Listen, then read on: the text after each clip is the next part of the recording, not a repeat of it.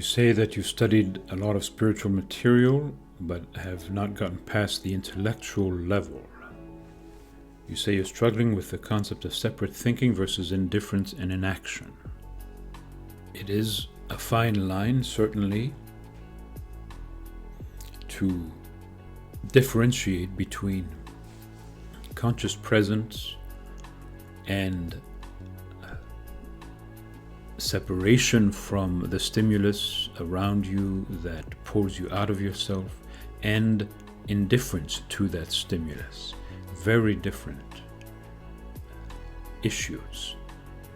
This state of awareness, of centeredness, of inner tranquility actually gives you the inspiration for right action in reference to the things around you and within you that you must respond to.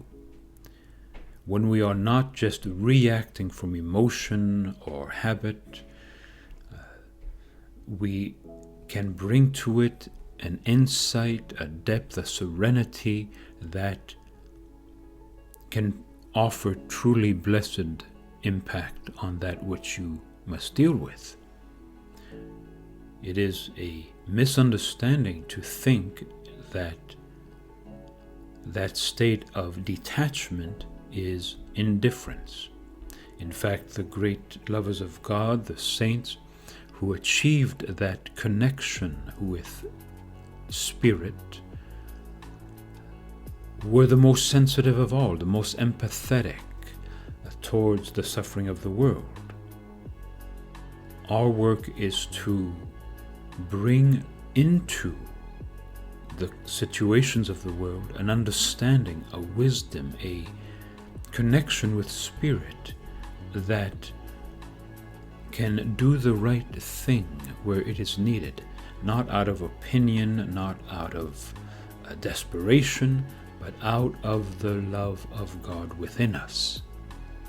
And this cannot happen if we are not in that higher place within, in that spiritual consciousness that sees the vaster picture and sees where it can and cannot have an impact.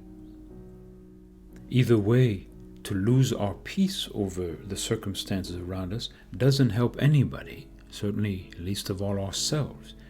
What the world needs is someone who has that clarity of mind, that depth of heart, that can bring to it wisdom and compassion. You ask, how do I deal with the anxiety of little time to learn and do so much? The answer to this is actually very simple. The heart of the matter is to reach up, to open up to that which is above us in the now, in the eternal now, where illumination and connection and understanding can occur in an instant.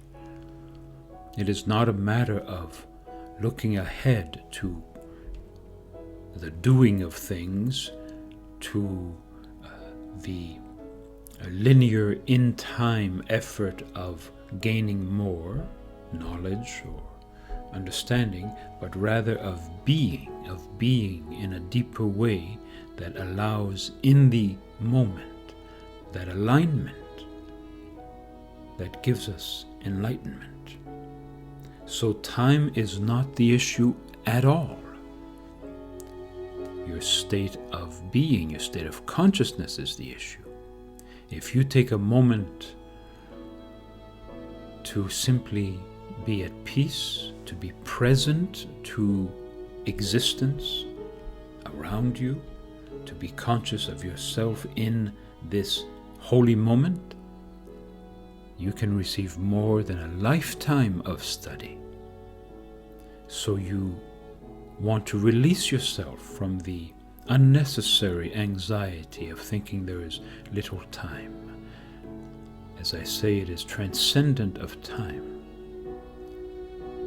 You can know through contact with spirit what 1,000 books cannot give you. You can know for yourself, intimately and personally, organically, the deep things of the Spirit, in a moment of being present, being receptive. That is the key. And what interferes with that is the very anxiety that there is not enough time to gain what you seek to gain. So focus on peace, on tranquility, on openness, on transparency to the mystery of the invisible within and around you. And the miracle of transformation will happen for you. You ask, how can I deal with memory issues where I forget 80% of everything I study? Again, you are too hyper-focused on the mind. It is time to, as the ancient tradition says, bring the mind into the heart, so that you know through your heart, through your emotions. To bring the mind into the heart means intelligent emotion, knowing through emotion, intuitive knowing, beyond the mind, much greater than the mind. So again, release yourself from this stress about having to remember these things, because you are operating from the wrong place now. Now is the time for emotional awareness, for the right use of that part of your nature that is so often used for lower emotions, to let it be now the guiding light to understanding beyond the intellect. To bring the mind into the heart is to silence the mind and let the heart, through its illumined intelligence, see what there is to see. You ask, how do you deal with loved ones whom you see as in danger but are not in a place to hear what you want to share with them? This is a reality for anyone on the spiritual path.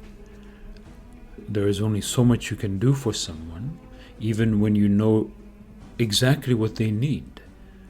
Only they can open themselves to receive it, and you must place yourself in a more serene, objective place that understands these realities. And perhaps all you can do is pray for them and wish them that kind of spiritual awakening that can change their lives, but you cannot force feed that in any way. And the mystery of why some people are attracted to spiritual realities and others are not can only be left in the hands of God. The mystery of old souls, all sorts of things that are far beyond our control. So all you can do is love them.